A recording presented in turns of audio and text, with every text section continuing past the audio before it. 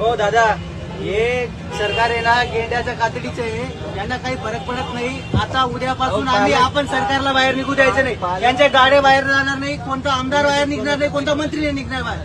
त्या दादाचा 6वा दिवस चालू आहे, तो मरायला आलाय आणि यांचं काय चालू आहे? पालकमंत्री म्हणतायत की तुम्ही बसा, तुमचा अधिकार आहे तो. मला काय अधिकार म्हणजे मेल्यावरती काय अधिकार आहे?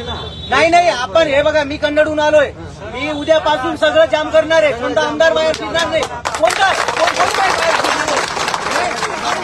हा माणूस आमच्या शेतकऱ्यांसाठी लढतोय, कोणासाठी लढतो? हा कृषीप्रधान देश आहे ना हा. मग यांना काळजी नाही का? मी 400 किलोमीटर पायी गेलो तिथं मुंबईला, ते कोणी आपली दखल घ्यायला तयार नाही. या सरकारला फक्त आपलं मतदान पाहिजे आणि यांना सत्ता पाहिजे, खुर्ची पाहिजे, बाकी काही नाही पाहिजे यांना. दादा तुम्ही घाबरू नका, तुमच्या जीवाला काही झालं ना पेटून टाकू महाराष्ट्र. काही देणार नाही आम्ही आपलं घरी खाऊ. नाही पाहिजे यांच्या गाड्या, नाही पाहिजे यांचे एसी, काही नाही पाहिजे आम्हाला. आपण आपलं पिकू, आपण आपलं खाऊ, नाही विकायचं यांना काही. यांना फक्त मतदान पाहिजे. कशासाठी? तुम्ही घाबरायचं नाही दादा, काही टेन्शन घ्यायचं काम नाही. हे काय करतं बघू आपण. पूर्ण यंगस्टर कोणी आपल्याला कोणी पाहिजे नाही.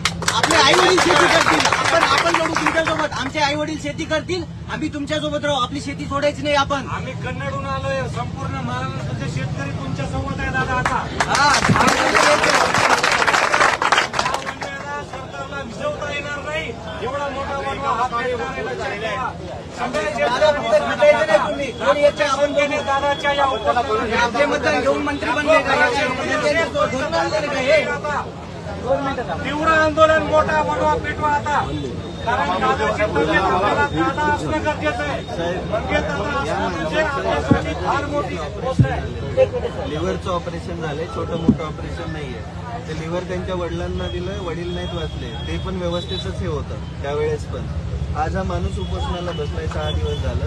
आणि तुम्ही जर फक्त शांत बसून ऐकून घेत असाल तर ही आमच्यासाठी म्हणजे आम्हाला लाजिरवाणी गोष्ट आहे. एक मिनिट, तहसीलदार साहेब, एक मिनिट ऐका बघा.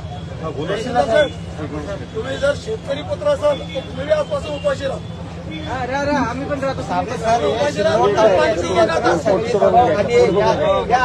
अब्दुल सत्तारच्या सगळ्या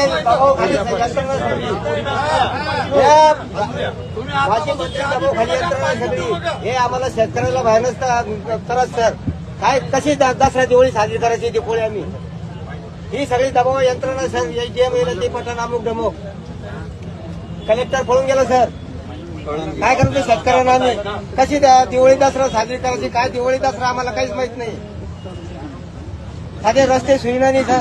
रस्ते वाहून गेले 2-2 महिन्याचे मुलं आमचे घरात बसून.